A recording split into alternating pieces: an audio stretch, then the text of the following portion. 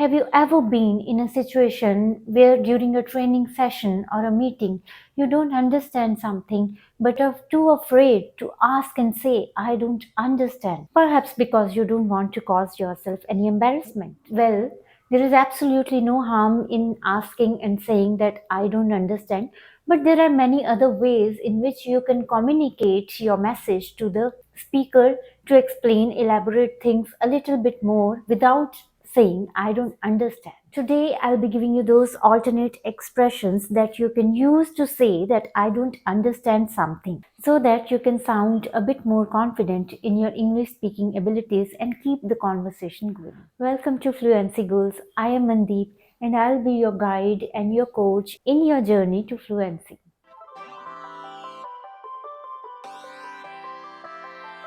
So the first expression here is sorry, I don't follow. Remember, this sorry is different than the apologetic tone of sorry. Sorry, instead of it should be a questioning tone. Sorry, I don't follow. So if you're having any trouble understanding the speaker's train of thought, you can use this expression to politely ask for further clarification. So in a business meeting, you could say, sorry, I don't follow how this strategy aligns with our business goals. Can you elaborate? During a training session, you could say, sorry, I don't follow that last concept. Could you explain it in simpler terms? The second expression is, I'm a bit confused. Or you could say, I'm a little lost here. This expression is a polite way of asking the speaker for further clarification without sounding confrontational. So, if you're in a classroom setting, you could say, I'm a bit confused about this equation. Could you show me another example? Sorry, I'm a little lost. Could you go back to the previous slide and explain the concept again? I don't get it. I don't get it is a casual phrase that is to be used in a casual setting with your friends or the colleagues with whom you are on a very friendly terms. It's a straightforward way of expressing confusion and for asking for more information. Let's take an example here. I don't get this itinerary. Could you guide me through all the details? This expression can also be used to voice your disagreement or your disbelief. Take an example here. I don't get it. How you could invest all your money in this underperforming stock? During a dance tutorial, you could say, sorry, I don't get it. Could you show me the dance steps one more time, please? What do you mean? What do you mean is a casual expression that can be used to express confusion over a thought and ask the speaker for more information. It is often used when a term, expression, or a statement is not immediately clear to you. The tone of asking is generally polite and curious rather than confrontational.